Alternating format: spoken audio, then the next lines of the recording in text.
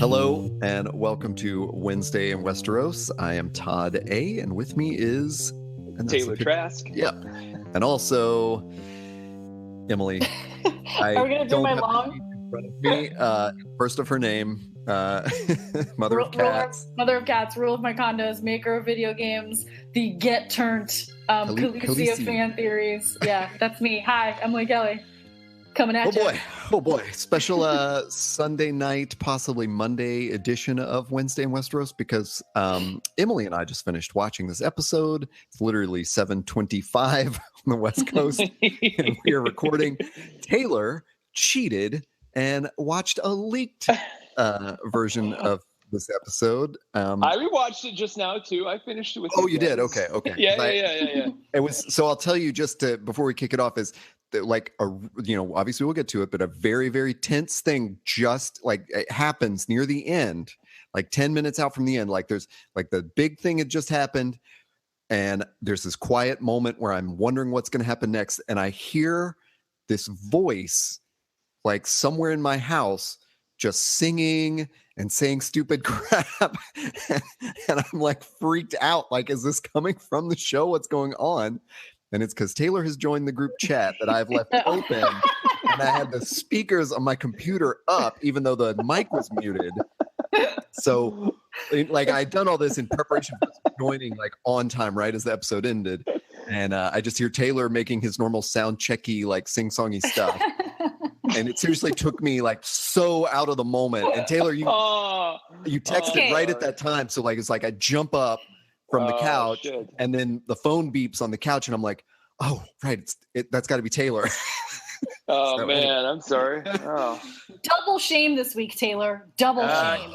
Hey, I'll tell you this much. This is one of those where if I had like emailed you the file like on Wednesday when I watched it, you would be hard pressed to say no to, because this was one of those that I had no problem watching it again, and was just every bit as intense as the first time. In fact, more so because it's on a bigger TV.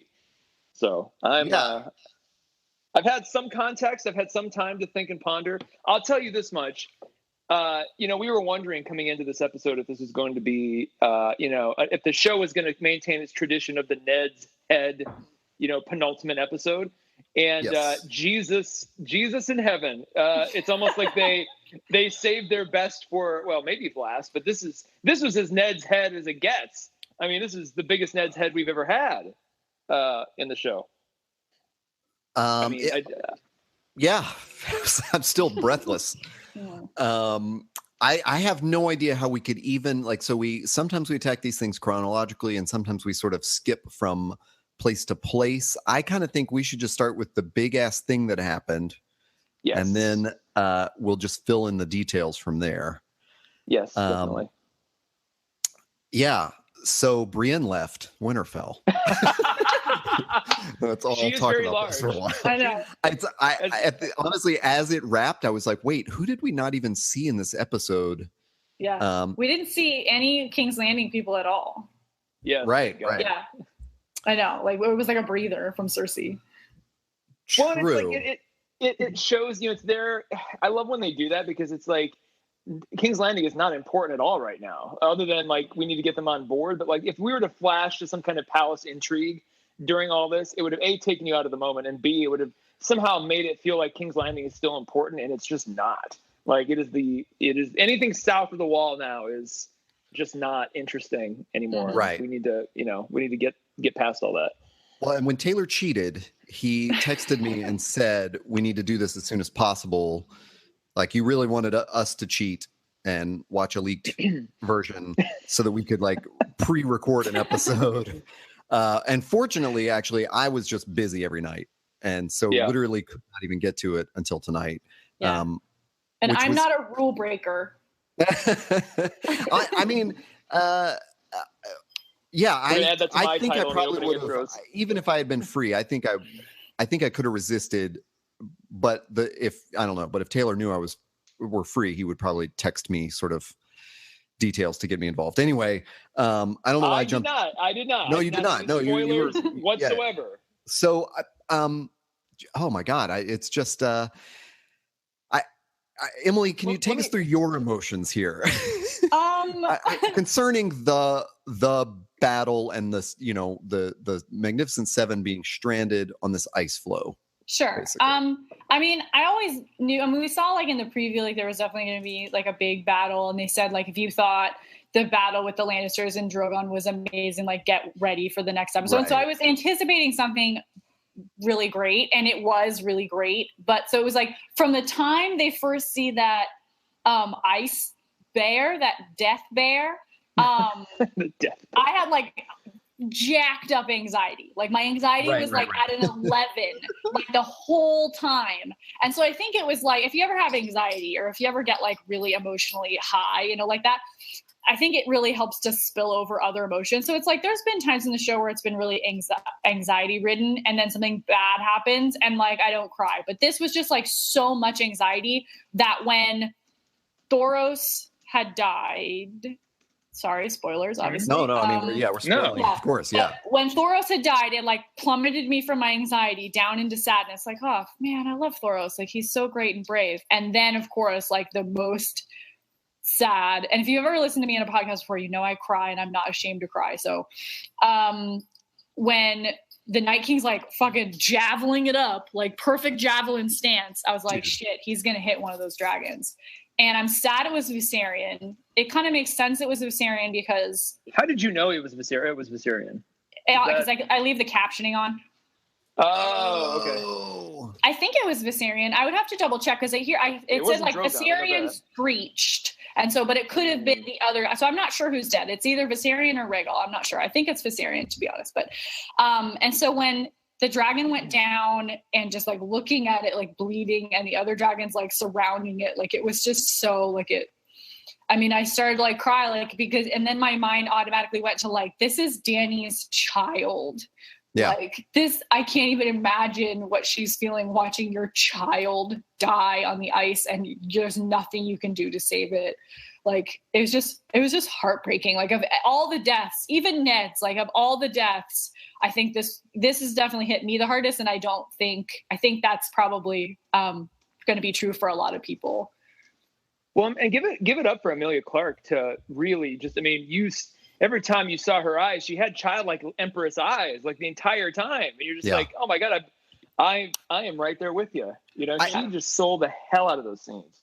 Yeah. Yeah. And not to, I'm just going to go ahead and jump into some silly details here, but we, especially Taylor and I, Emily, you probably don't nitpick as negatively as we do sometimes, but we in other big battles, especially like Battle of the Bastards and other things like that, we'll sort of go like, I hated this detail and it was illogical and whatever. And there were times in this, like I was just writing in a little pad, trying not to even look down at the pad while the whole episode was going on. And so some of my notes were like, as soon as the Hound picked up that rock, I foresaw what was going to happen. But it wasn't a time where I went like, yeah, that's a stupid thing to do. It was kind of like, yeah, I mean, I bought into it. It's not like Rick running in a straight line, Yeah. And even like when Jon wouldn't jump on Drogon and charged off to start, like basically allowed that Olympiad Night King, lieutenant to pick up his javelin. Yeah. I wrote down like, Jon, you idiot, but it still wasn't like a part of the story that I wanted to critique or whatever. I mean, what choice did he have if he had not jumped into that fray to fight those White Walkers or the dead at least? Then they all would have climbed on Drogon and just killed everybody. So there were all these sort of like believable things, and like you said, Emily. Even you said 2 weeks ago with Spoils of War, you talked about how anxious you were during that whole episode. Yeah. And this one, I mean, I was feeling it from the outset for sure. Well, they foreshadowed it. They foreshadowed it really well. And they did it a couple episodes ago when she was doing, was it a couple episodes ago or was it last week? Daenerys was telling Jon, I think it was Jon or Tyrion, about Viserys. And like, he was an asshole and he died. And there was a lot of emphasis put on the fact that Viserys died.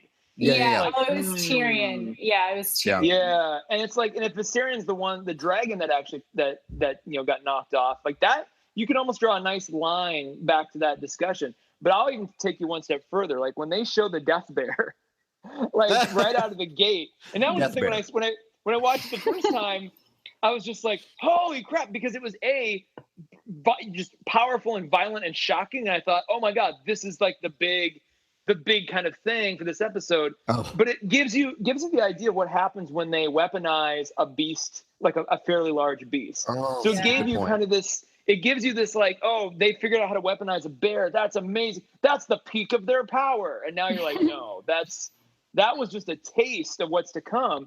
And then the other thing, like they give Thoros of Myr, a hero's goodbye, but like they kind of almost throw yet another red herring at you. Like, oh, he's the one that's, that's the death that you never saw coming. Right, everybody? Right. And it's like, that they kind of throw him out there as almost like a sacrificial red herring, just to distract you enough so that by the time that javelin of death hits the Syrian, like you feel it, because you weren't, I don't think in any of our wildest dreams we thought they'd go that far this soon. Well, right? I thought, although when he threw the javelin, how confident were both of you that it was going to strike and take down one of the dragons? I didn't think maybe the first time. I thought, I saw them like, oh shit, they're going to do this thing where he misses, because they all had one. Like when they showed them on the hill, it was a quick shot, but every sort of white warriors on the horseback had one of those giant javelins.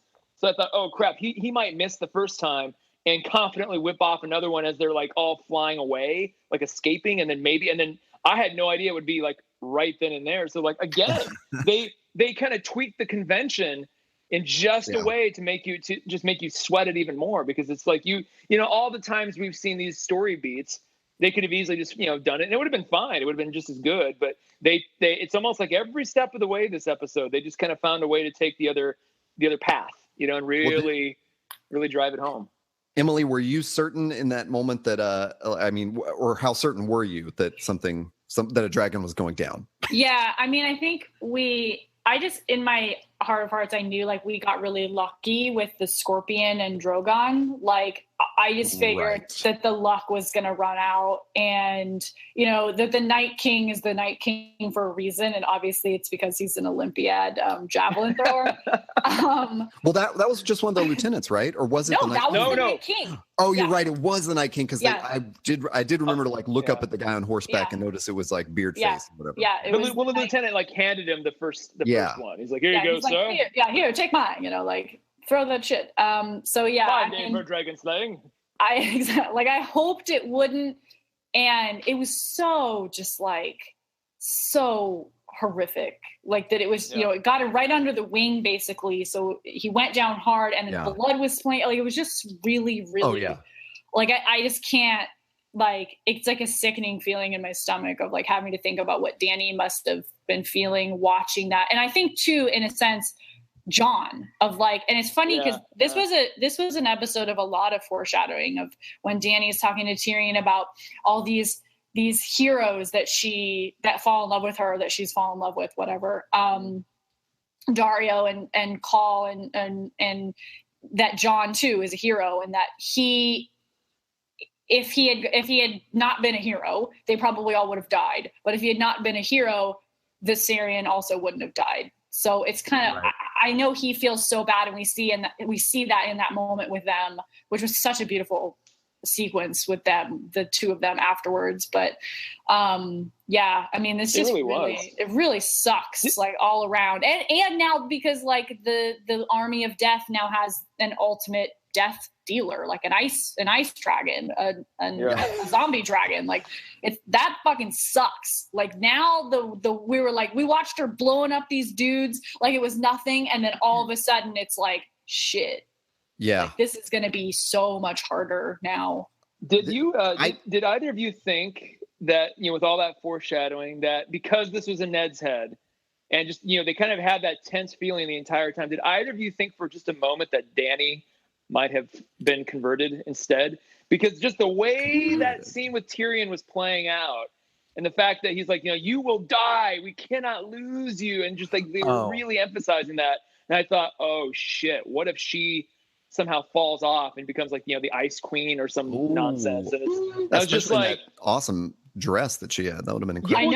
Right? That, and I just thought they've never put her in that before, right? Like that costume, you think everything, and maybe that was intentional. Like, we're gonna make you think it's gonna be her. Yeah, here we go. Well, I really wondered. I'm sweating that one more than anything. That's a great question, and especially with this like crazy emotional reaction to the episode. My notes go from I literally wrote like laughing at the dragons, because as soon as the dragons show up and just start burning all the dead, I was just giggling like an idiot, because that's like all I want to see. Yeah. And I was just laughing, like I was enjoying that so much. And then the next note I have is John, you idiot. And then the next one is Ice Dragon. Yeah. Because as soon as it went down, so there's that whole, battle where I didn't take any notes, obviously. And then when Viserion went down, I went, oh shit. Like, no, that's what Peter said too. As soon as it went under the ice, they're like, they're gonna bring it back. But to Taylor's question about did we think Daenerys was going to go down, I did really worry about that, and I sort of played out in my head in that moment of Tyrion had talked about the line of succession, and not secession, succession, and I was sort of thinking like, yeah, what if she dies in this battle? And then when Jon went under the ice, I honestly was like, yep, I'm cool with that. Like if that's the loss we suffer in this episode, so be it. I kind of felt like, okay, Daenerys and everybody else escaped with 2 dragons, and Jon has to. Yeah, but we already had Jon die once. Like they're not going to throw that as a second time. Especially, but I felt relief. Like. Yeah. Got it. Those are the stakes, But we think about what this show is. This is a show that took its main goddamn character, Sean Bean, and killed him in the first season. Not even in the final episode, in the second to what has become known as the Ned's Head episode. So I was thinking, I'm like, okay, if you were Benioff and Weiss, and you're like, man, we started the show, basically telling you that nobody's safe. What better way to just blow everybody's minds than to kill her off and make her like, not kill her off, but like basically have her die and brought back as like the Night King's queen, especially because she's like, right? That's what I was thinking. Cause I'm like, she can't have kids. Tyrion's foreshadowing the crap out of all this. Come on, man. That's Lady Stoneheart. Everybody knows Lady Stoneheart is no. And I'm just like, you can't have kids, blah, blah, blah. What's the line of succession? I'm like, oh my God, they're going to night queen her. And I'm so glad they didn't. Don't get me wrong, but it just for a moment, for about 5 minutes, I'm like, man, is this where that's headed? So I wonder, So Jon goes under the ice, and then we get that shot of like the hilt of Longclaw. Mm-hmm. Emily, did you think that Rhaegal was going to show up? Yes. Yes. I kept shouting like poor Peter. Like I never watched TV with me because I just yell all the time. I just say Rhaegal will save him. Rhaegal will get him. Rhaegal will kill all these people. And then I'm kind of sad. Like he didn't. Like I think they're saving that moment for later. Like when they finally he'll become a dragon rider. But I was like, and I did not fucking expect Cold Hands to just show up. I kind of forgot about Cold Hands. I know. Like I totally. But then as soon as the horse came, I was like, oh fuck, it's Benjen. Like, of course. Like who else would come and save him besides the fucking dragon? It was a really good intro too, because he was whipping around what was that weapon he had? I forget. It's the thing lantern? No, but it's the same thing that the girl from Kill Bill has. It's like Morning Star. Is it a Morning Star? Like a mace. Yeah. No, that's yeah. I mean, that just Morning looks Star. cool when he comes Yeah. riding in. But here's I have another question. Well, go ahead, Todd. My next note was "fuck yeah, Cold Hands," and then but that was as much as I thought Rhaegal was going to swoop in. I was almost kind of dreading that, like, oh no, then they get to load the javelin up one more time. But I did sort of think like, oh, we're going to get it all confirmed in one episode. Like he's a dragon rider and like, And so Cold Hands really was a good, like they'd already established that he'd saved Bran. And so I felt like it wasn't so much like the Deus Ex Machina kind of rescue, but I guess appropriate that he went down in the fight and saved Jon. So let's talk about this. Let's talk about this though. So this episode did confirm that, not confirm, but it basically has laid to rest that there isn't a third dragon rider. Like, Yeah. I don't think Tyrion at any time is going to mount up. No. I think he's going to stay a Lannister. I was going to say Targaryen. Stay a Lannister, which I prefer. And we'll have Daenerys writing one and maybe Jon writing the second one. I didn't expect that, because that was such a big mythological kind of point amongst all the fans. It's like, who's the third writer? And that's like, nobody's going to be that. We took that off the board. Does that surprise you guys? I'll tell you, it surprises me in a really weird way, and I'm being totally sincere about this. When we talked about it a couple weeks ago, I was thinking of that episode where Tyrion in the season 1 gives plans to Bran for a special saddle that will let him ride a horse. Oh yeah. And I was like, what a crazy throwback that would be if Tyrion designs his own saddle for a dragon, to do that. But I never really expected Tyrion to. I just didn't really buy into that whole 3 dragon thing. What about you, Emily? Yeah, and I mean, it's definitely like one of the long-standing like mythos of the Targaryen line. But I think too, this episode did a really good job of reestablishing like Dany is not like other Targaryens and will never be like any other Targaryens, because at this point she, besides Jon, is the last dragon. Last true-born Targaryen, though they don't know about Jon yet. So I think actually all this talk about, breaking the wheel and making a new world is really cool in that sense of that the reign of the 3-headed dragon is over and the 2-headed dragon is incoming. So that makes sense to me. I'm still super fucking disappointed that they never got into one of the major plot points in the book of that there may be another Targaryen out there, but even if there was like 6 more Targaryens. Like, even if there were now, like there's no other dragon. Wasn't there in the book? Real quick, in the book, isn't there that whole like ridiculous subplot of like Aegon 3 or something like being maybe a thing, and everyone's like, is he really? And the show didn't even bother. Right. No, they're like, man. So it must have been like maybe he wasn't all along, or I don't know. It's really like obscure in the books. That's exactly where I was going to go with my question to you, Emily, and Taylor as well. Like, do you think what we're seeing now was in some kind of outline or synopsis that George Martin provided them? Do you think this is part of his plan for one of the dragons to be turned into an ice dragon, to have the 2-headed Targaryen dragon? What do you think? I'm going to say no. I'm going to say yeah. Only that, like, this is the end. This is so close to the end, and that, like we've all talked about before, we might never see Winds of Winter, or might never see the last book. But I think this is it. Like, this is George R.R. Martin's time to show us what he always had planned, and I think that Benioff and Weiss would stick pretty closely, as best they can, in their sort of mixing up of narratives with people, but as best they can in these major moments to stay true to his original vision.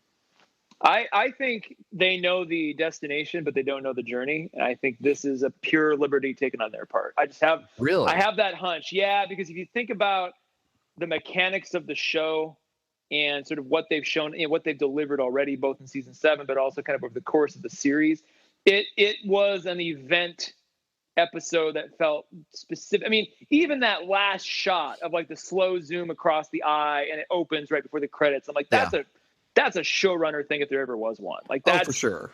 And if he does it, fine. I'll eat my words. But I just have this, and I almost feel like George R. R. Martin that we won't even really know, like if he got it from the show or.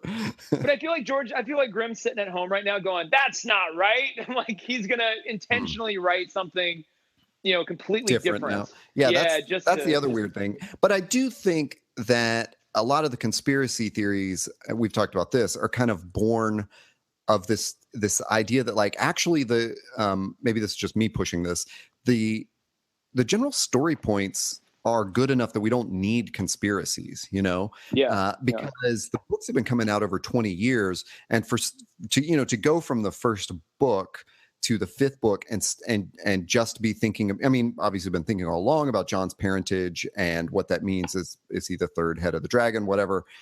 That's a good enough plot point. We don't need all these other weird things, Tyrion, the secret Targaryen and stuff like that.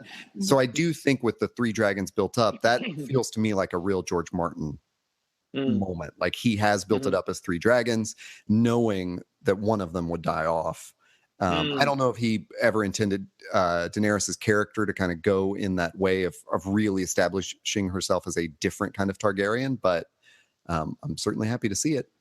Well, and she's certainly a true believer now too. Like she's joined. I mean, she's basically like radicalized against the White Walkers in a way that she never would have before had that not happened. She's gonna fuck that Night King up. Like if she doesn't get the death blow at the end, the show will be underserved. Like that is a fight I need to have happen now because she obviously has a personal stake. Yeah, they're saving that for Lady Mormont. They're not that. She just jumps up out of the ice. No one saw it. Hey, on that note, real quick tangent.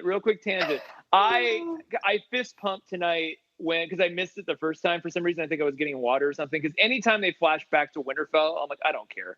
But there was a moment that I caught tonight where Arya's like, "What do you think little Lyanna Mormont's going to say?" And I'm just like, That's what I was thinking of when I said. Well, I'll lead us there in a second, but I do think we should wrap up the Jon and Daenerys moments before we go to Winterfell. Okay. So first of all, I did write down like I can't believe she's taking a boat back to Dragonstone.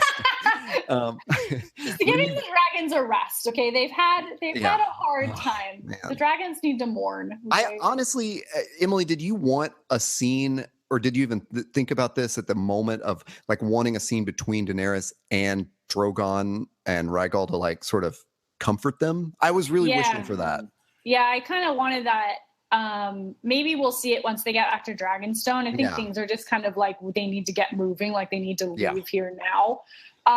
But yeah, I'm sure it'll come.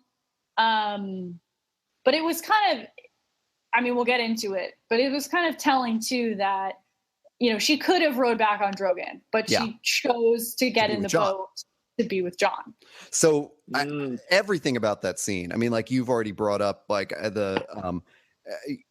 there was just so much delivered in really good dialogue. Like it didn't feel like just sort of exposition stuff. I mean, she realizes that Davos wasn't exaggerating, that Jon had been stabbed to death. He acknowledges that he knows that she feels like she's lost a child and he's sorry for it. And then she also, it's like you said, it's her fight now, and she swears she will join him and they will, they'll take down the Night King. So then another real serious thing happens. They hold hands. I know. And he calls her Danny. Yeah. And then she says, that's probably not good company to keep. And so he says, how about Aunt Danny? No, he did not say that. Anyway, so we also get your ship, Emily. Yes. On a ship. Oh my God. I know. Oh my God, the ship on a ship. Shipping it on a ship. I forgot. Yeah. I don't think that was unintentional. I think it was a little more fan servicey. Yeah. They're like, ship on a ship. I mean, what your emotions in that moment? And it was kind of funny because I like still seriously like was crying, like half crying, like I had like tears on my face. Yeah. And then they start talking and she looks so sad and he has no shirt on and like then they hold hands and like I feel like my whole body language has changed of like, oh, hey, so then okay, like this is happening. All right, I'm excited for this. I'm just like, I think it was so I mean, it sucks, like tragedy brings people together, but I think in this moment, and Benioff or Weiss, which I'd never know which one is which, I never pay attention to their names after the credits, but they explain like that until she watched Jon go under the ice, that she didn't realize how much she felt for him, and that probably vice versa. Like he didn't realize how much he felt for her until she showed up with those dragons to save his ass. Well, there's also that great moment where she's, at the top of the tower at Eastwatch or at the top of the wall, and I initially thought she was watching her dragons mourn. Yeah, and then it's like, then there's that great moment of like, oh my God, she's waiting for Jon. Yeah. That was like an emotional kind of tug for me in two ways. Like I was sad for the dragons, and then all of a sudden I realized, oh my God, she's like she's really hoping he pulls through. Yeah. And I think there's like a lot of stuff in the books too, of like, and she said this, I think she never said she would get married again. You know, she said she would never love anyone like she did Drago. And like, she liked Jorah. I think she was maybe in love with Jorah, that she was super into Dario. But I think this is like the first real time where she's like, I really have very strong feelings for this guy, and I don't know what it is about him besides the fact that he's very handsome and heroic and all this stuff and a good person. But I think it's really scary for her. You saw like in the ship after they like kind of hold hands and, you know, he pledges himself to her and she pledges herself to him, the fight, that she gets kind of like, she's like flustered and like has to leave. And she looks all embarrassed, you know, like when your crush finally says like, hey, do you want a coffee? And you're like, okay. And so I think it's going to be interesting in this last episode to see kind of how far they take it in this season. I think we'll see more of it next season, definitely. But it was just so well done, of just really like pure, you know, these two perfect cinnamon rolls just like falling in love together, you know, like I loved it so much. I could watch scenes with those two for ever and ever and ever. Like those two actors, Kit Harington and Emilia Clarke, it's like for spending the majority of the series never on the same continent, let alone the same scene. Yeah. They are very quickly developing a chemistry that's, you know, and it's making it difficult because you're like, man, I want them to get together. Oh, they're aunt and nephew. Yeah. Oh, but I really want them to get together. Just ignore that. Just ignore that part. I might have to. Well, it's you know, Westeros custom allows for you know, siblings and whatever. Yeah. So. No, it's their chemistry. They're not siblings, you know. No, I know. That's what I'm saying.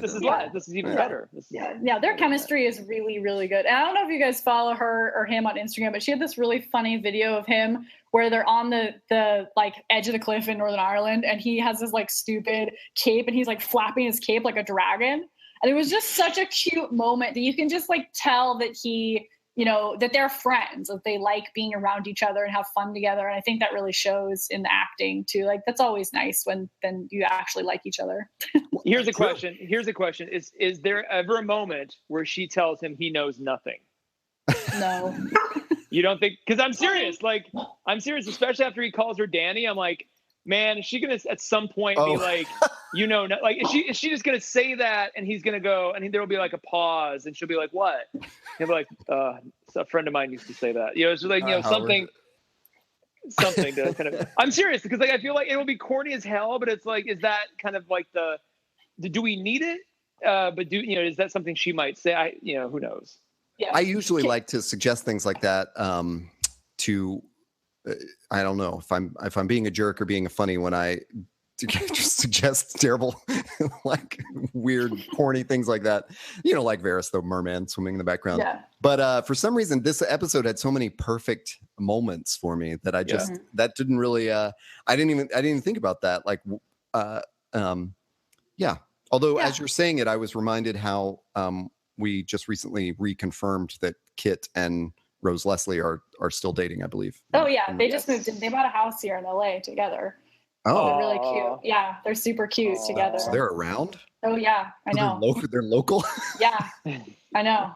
I don't know. Well, hey, after seen them. Bro, I mean, think about how long that dude has had to live in Iceland now for the last several years. Like, yeah, in Northern Ireland. Yeah. Oh my gosh. Lovely. Oh, can we talk about another ship?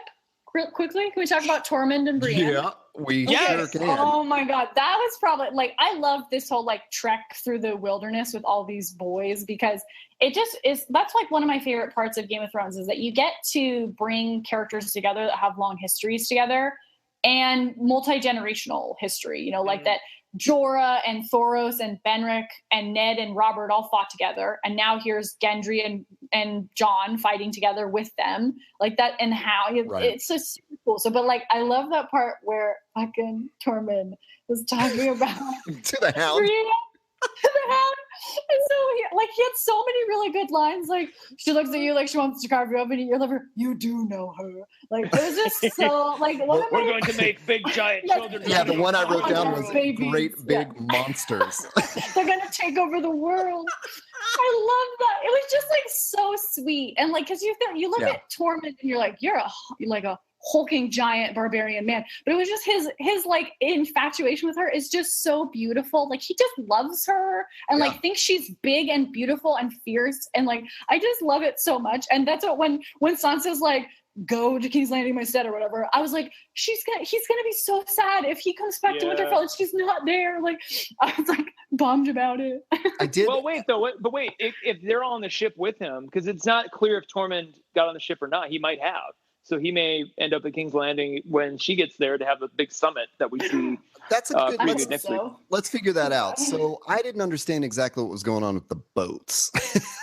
They throw the hound. They throw the hound. The hound throws their captive dead man on like a rowboat, which granted it's like bigger than that. Was he going out to Dany's ship, or is he on his own going down to King's Landing or something? Am I reading that wrong? I don't know. That's a really good question, actually. I kind of thought in the moment, I thought actually he's probably a good emissary to just show up. And the only thing that leads me to believe that's not the case is the preview for next week, where it just sort of shows them all coming together for a treaty sort of thing. So I didn't even think about that. I guess maybe they would directly sail for wherever their meeting place is. Yeah. All go together, I suppose. Because the Hound definitely departs from Barrack and whomever else he was talking to in that moment. Because he says he doesn't want to see him. I hope we don't see him. I hope I don't see you again. So I guess and that's before. Well, that's before the watch. That's before the whole Dany finds Jon. I mean, so we're led to believe that Dany has been kind of keeping watch for Jon several days after that. Oh, that does happen before the her at the tower. Oh, okay. Because that's how they're going to convince Cersei to come to this meeting at all. Of like, look what we have to face. Yeah, come meet us. Okay, that makes a lot of sense now. I'm glad we worked that out. I was in my tears. Didn't think about it. Yeah. The time, all the scenes kind of jumbled together after that. Yeah. I sort of blacked out a little bit. Yeah. Exactly. And you were scared too. Like you were scared, like what else is going to happen this episode? One of the other things I wrote down was, holy shit, 20 more minutes. Like when Jon was under the ice, I tapped the screen, to see how much longer, because I thought like, oh, here's where the credits roll. Of course, we see Longclaw and the credits roll. And I was shocked that there were 20 more minutes, but man, did they use them well. Yeah. Mm-hmm. Mm-hmm. Can we go to Winterfell? Yeah, let's do it. I was about to lead us there if you didn't. That's the stuff that I just couldn't have cared less about. Like as you were saying, oh, Jon, you idiot. Like you idiot, like during the battle stuff. Anytime Arya opened her mouth, I was like, oh my God, shut up. Just be. I know. This betrays. It was so frustrating in that I thought, after last week, there's no way she's being manipulated. This is her and Sansa pulling one on Littlefinger, and to find that that's not true at all, that she is just that dumb. Yeah, really bothers me. I hate being right all the time. I hate being right all the time. you were, and it betrays like her entire character arc of the last 3 years. It's like, what was the point of all that if she's not smart enough to realize what's going on? And frankly, Sansa was in the right the entire time. Yeah, Sansa was like, hey, I was so frustrated with Sansa, like just like let it out, Sansa, like be crazy and emotional in this moment. Like grab her and shake her and say like, you don't know what the fuck happened to me. Yeah, that would have been the Sansa of the little girl Sansa that Arya was talking about. Sansa had to demonstrate that she has earned her poise, her command, her confidence. Every time it cut to her, she was sort of shaking and scared, and it sort of confirmed to Arya, she is just concerned about her status, not the actual good of the realm. You're right. Sansa was totally in the right. Every time there, the notes I made were I'm not here for this Arya bullshit. Yeah. and then also in the margins I scribbled bag o' faces. Yeah. Which I guess we need to talk about. And did you notice that that took me out of it too, because as Sansa was ruffling through them, she had she literally had them in her hands in a way that the eyes did not open or anything. Right. And I'm like, how does that supposed to work? Is there is there a bloody back, on the backside, like a gooey, sticky backside? She's got to wash her hands. We've never they've always played sort of fast and loose with the faceless man technology and lore. I mean, like, let's remember, this is a thing where we were introduced to one of the most badass characters of all time in Jack and Hagar, and we had the most uninteresting, boring send-off for that character. He's never coming back. And so it's like, what is the point of all that if Arya's not going to learn anything but other than how to be a dick to Sansa like the waif was to her? I know. It's like, it was so off-putting. I almost want Littlefinger to win now. I'm like, you know what? House Stark deserves to go down if this is how y'all are going to take your... I mean, all the stuff you've been through and this is what you're going to do with it, then fine. Littlefinger, go on. Do your thing. Did either of you think, though, that, like, during that whole spiel where Littlefinger was telling Sansa, like, trying to kind of like guide her / manipulate her, and said, you should leave this to Lady Brienne, right? Mm-hmm. And did either of you think it kind of seemed impossible that Sansa wasn't going, well, or my sister, who's also a deadly assassin, maybe I should just leave? I mean, like, he was pushing her in a way that just even the logic of the scene, the logic of what's going on didn't really click for me, That's another thing I don't understand. So I agree. The logic in that moment, I don't know. It felt like there were two things to do there. One was like have a conversation with Brienne about Arya, or which she never did. Right, exactly. No, she sends her away. So when that happened, I thought, well, maybe Sansa figures out that Littlefinger is trying to manipulate her. So she's trying to get Brienne out of the way. Yeah. Because maybe he's already, put something in her head. But then Brienne backs it up like, are you sure Littlefinger hasn't already talked to all these other protectors you have? Mm-hmm. I don't know. I was very confused in all the logic there. And Emily, I'm sorry you were right all the time. But I also... I have a sister, okay? I have a little sister, like I am the oldest, okay? Like I know that there are things in a family, especially between sisters, that there are so many little things you store up over the years of it. I mean, not that every sister, I love my sister. She's great. But like, I get it, being a sister is really hard. And I think that they have both, what's really frustrating. Yeah. That Sansa really, and I get it.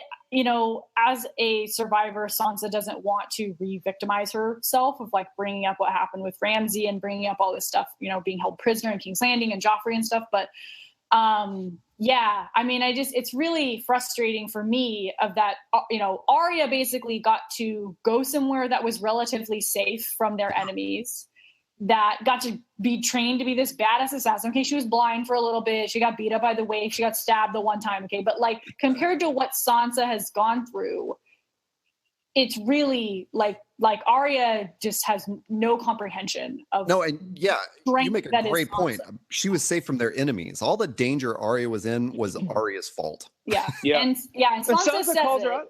Yeah, she calls her out on it. Yeah, she's like, you were traveling the world while I was doing, like, I was going through some bullshit, and you were just off doing your thing.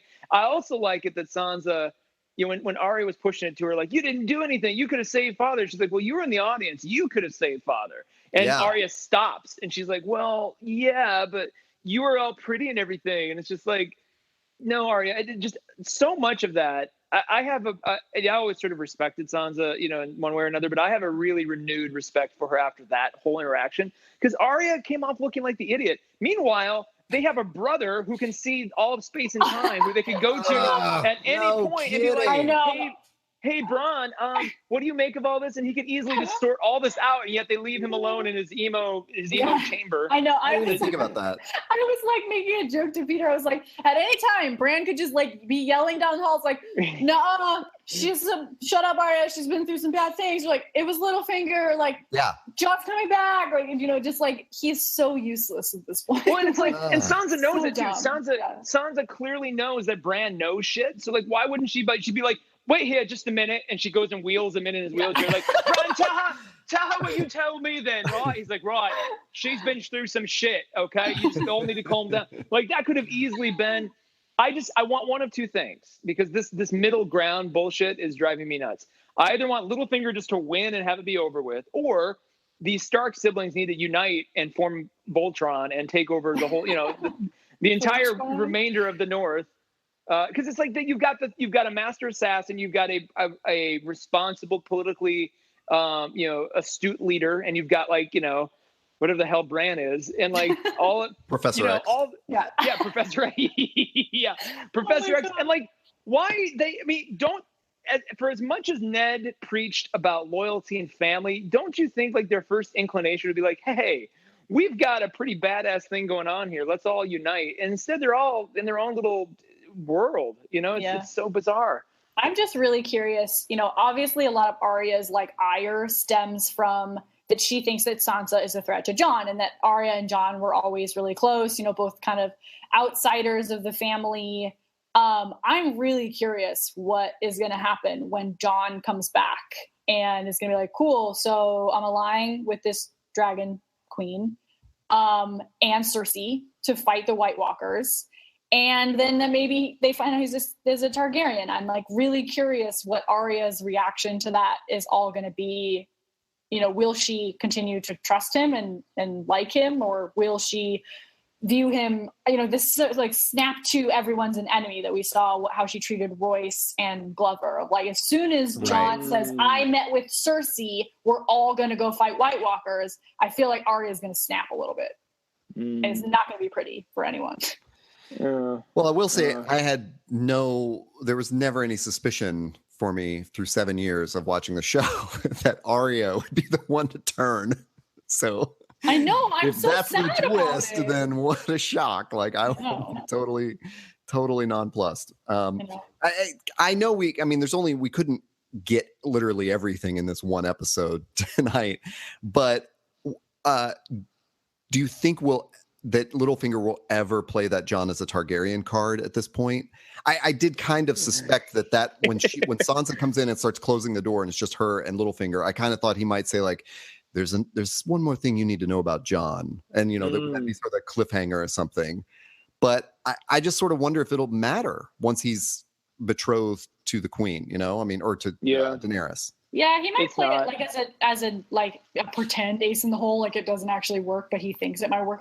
If he feels Jon is more powerful or is a threat to Sansa or me or whatever, he might play it. But yeah, at this point, I think that they obviously care for one another, and I don't think they'll be super creeped out.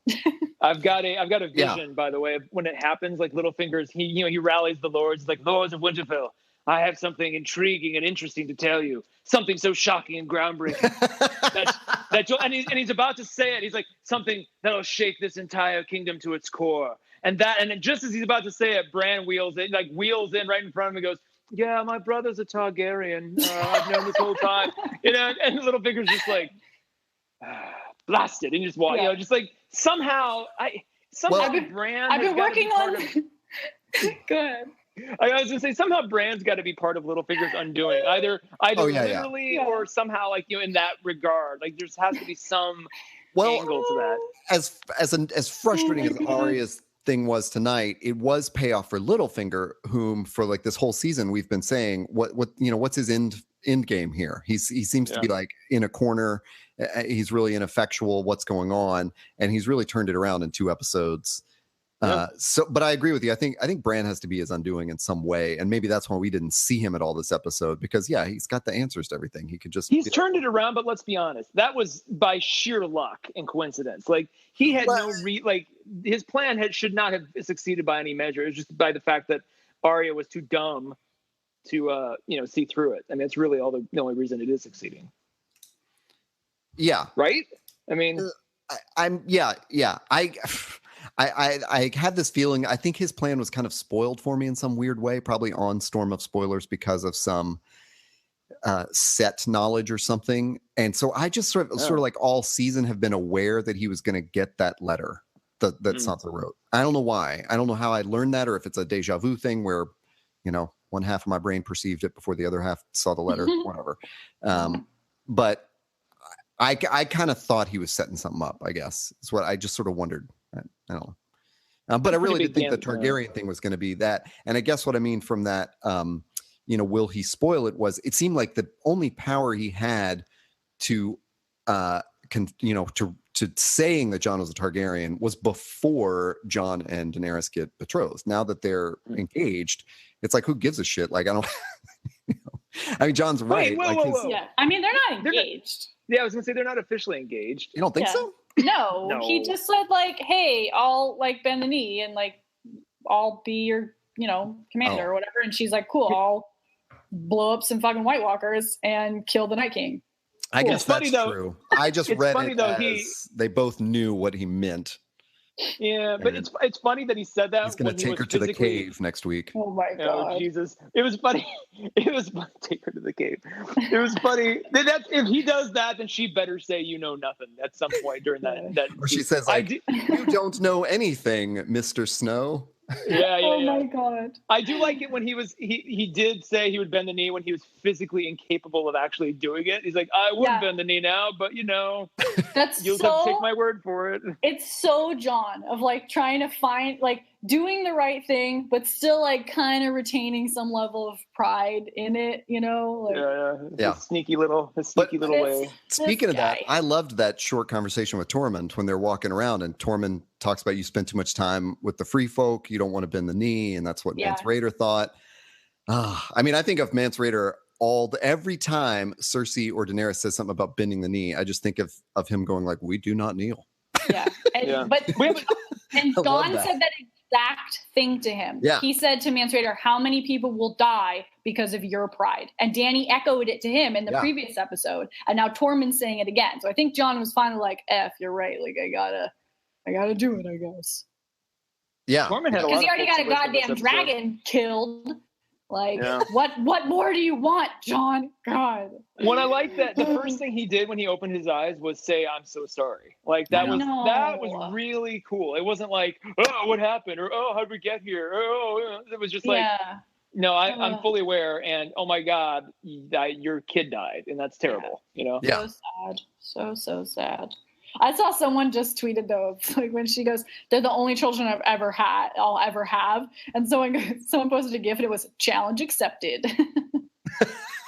That was actually what I didn't think of anything like that, like a joke about it. But looking at Jon, I was like, or is it? Yeah. Or are they? Oh my God. So did you both watch the preview for next week, such as it is? Okay. Yeah. So all we got was a mostly basically. silent, mostly silent images, which was so good and so dramatic to do it that way, of them arriving at some sort of, treat with Cersei to discuss the Army of the Dead. Any predictions? Anything on? Next week is the last we will see of the show for a year, maybe longer. Oh my That's God. true.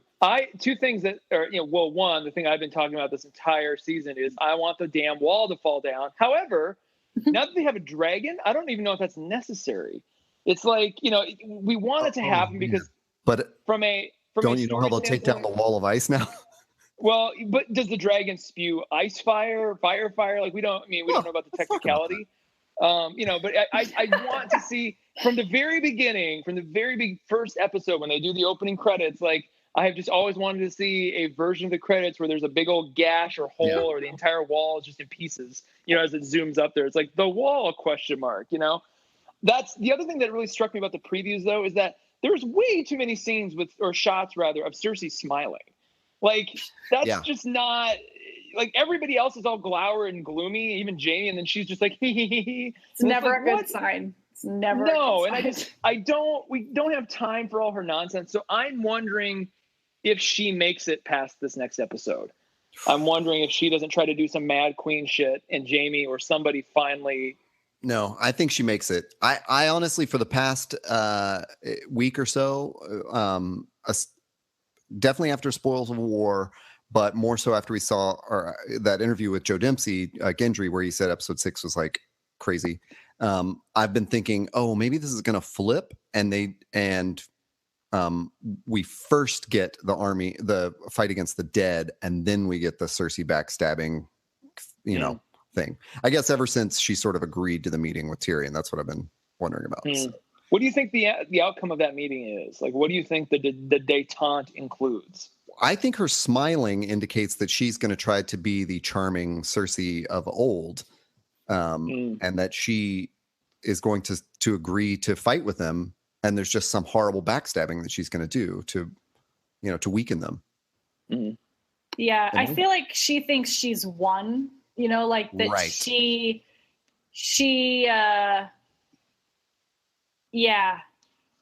she just kind of thinks like, this is it. Like they're gonna yield to me, and I it's not the case. Like obviously not, but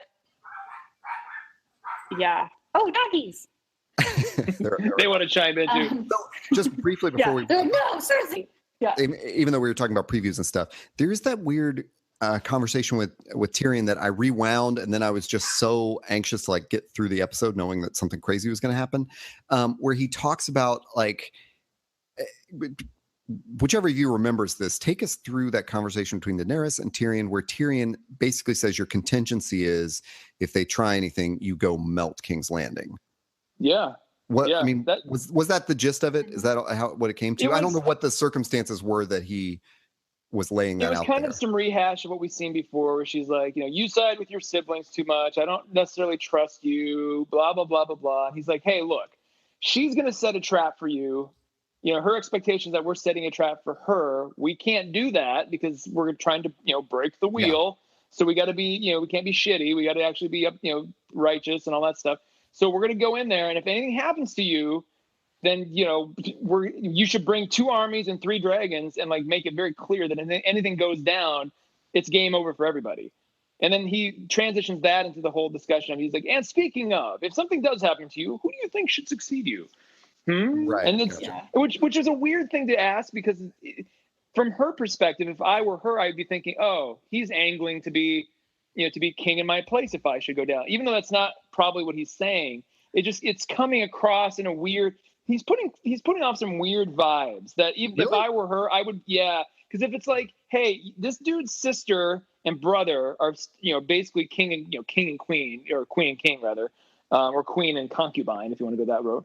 And it's like does he still have, deep down, does he still harbor some kind of thing for them? Like she doesn't, she hasn't spent her life with Tyrion yet. She's had some times with him, and he's provided some shitty advice to her, and it's turned out like it has. So it's like, what is his worth to her? And she says, the conversation starts out where she's like, I'm glad you're not a hero. I'm glad you've got courage, but I'd rather you not be a hero, blah, blah, blah. But there's still that element of like, hey, we're doing this thing and you set it up, you and your brother sorted this all out. Yeah. So what really did you decide on? How safe am I really? Like what? So I'm wondering if Daenerys doesn't have her own sort of back plan, or, plan C or D that she's working on that, she'll have just in case she, just so that nobody knows, what she'll do if something goes awry. I really wonder. What if season 8 is just the army of the dead ruling Westeros? It's just like, the Night King's just like lounging really on the peaceful episode. Chair. Yeah. I'm like, everything's pretty cool. Yeah. They're just dinging wine glasses silently sitting there, just like polishing their javelins and everything. Yeah. And then in like the very last episode that we run across Sam in a cart, like in the middle of Riverlands or something, and he's like, "Oh, what'd I miss?" Yeah. He's like, "It's cold out there." It is. He's like, "Oh my God." I did just kick her off the wagon. I did want to say we forgot to talk about when we talked about the battle before, but one of the funniest parts for me was when the Hound's chucking stones and he hits the jaw off that one, and then as soon as the ice is refroze, that dude's the first dude across. Yes. Yeah. Well, that was good. I'm coming for you, and the Hound's all like, okay, like, cool, we're doing this. I shouldn't have thrown a rock at him. God damn it. Yeah. I just tell you, I didn't. Dragon on dragon battles is everything I didn't know I wanted. Right? It's ice and fire now. So they have and they've done that cool thing. They've done that cool thing where, for the longest time, you book readers had it over us, and you could kind of second guess or leak, or I could go online on Wikipedia and go, oh, this is where it's headed. Okay. And then, at some point, even after the book stopped and we kept going, you could almost play, typical showrunner and go, oh, this is what they'll probably do. And they'll end it here. And then season 8 will be, just the war with the White Walkers after she beats Cersei. And so what this episode did was really throw a lot of chaos back into the situation, which is great because I'm struggling now to wonder what the hell's going to happen next week. And then especially next year, like, where's this headed? Yeah. Seriously, like, is it going to end with Cersei ruling the Seven Kingdoms and Jon and Daenerys just, lent back to Essos together? Like, where are we going? Like this, cool. There's no guarantee anybody. I mean, there's probably a high likelihood that Jon or Daenerys, one or both live, but no guarantee that it may be that the Night King just rules Westeros and everybody gets the hell out of Dodge, goes back east. I mean, seriously, there's nothing. We don't know where this is headed at this point. Yeah. On that note, Emily, is there anything else you'd like to add before we move to plugs and sign-offs? Anything you're anticipating for this season end next week? Yeah. I mean, now that Taylor had brought it up, I don't know if Cersei will survive this last episode. And I think if there is going to be a moment when they presented the White Walker, they're telling them all about this threat, and Cersei's like, no, I'm going to kill you all. I think that's the moment where Jaime has to make a choice. Love it. So I don't know if she's going to make it out. And if she does, I hope it's in her best interest to go along with whatever plan Dany and Jon have, unless she likes ruling over corpses, which maybe she does. Honestly, I love that idea because I love the idea that they change all the dynamics next week. So that going into the very last 6 episodes in the next season. Yeah. Maybe Cersei's just not there. Yeah. Like the battle for this stupid sword chair no longer matters. And just as Jon has said, like the only then Benrick, the only war that matters is the war life versus death. Yeah. And if she doesn't want to be a part of that, if she's going to slow them down, I don't think she has much longer to live. Yeah. Oh, well, with that said, Emily, where can people find you online? You can find me crying about dragons and heart-izing Jon and Dany forever on Twitter and Instagram at that Emily Kelly. You can also check out as I am the Khaleesi of Fan Theories, the Fan Theories podcast, which we will have one in 2 weeks, I think. Have you decided? 10 days. We have not decided. We're still calling for ideas. We have a few that we might cover. If we have decided, we'll probably announce, in the next couple of days so that we can get that recorded. But yes, it's here on the There Network, and it's fun, and we talk about crazy things. Taylor, where can people find all these podcasts? You can find this show and all our other shows at findusthere.org, on SoundCloud, on iTunes, on Google Play, Stitcher, and Pocket Casts, and wherever fine podcasts are downloaded. Thank you both for doing this on Sunday night, right as that episode ended. I am going to mix it while rewatching the episode. And until next week, 7 blessings to you both. Azor High. 7 blessings, bitches.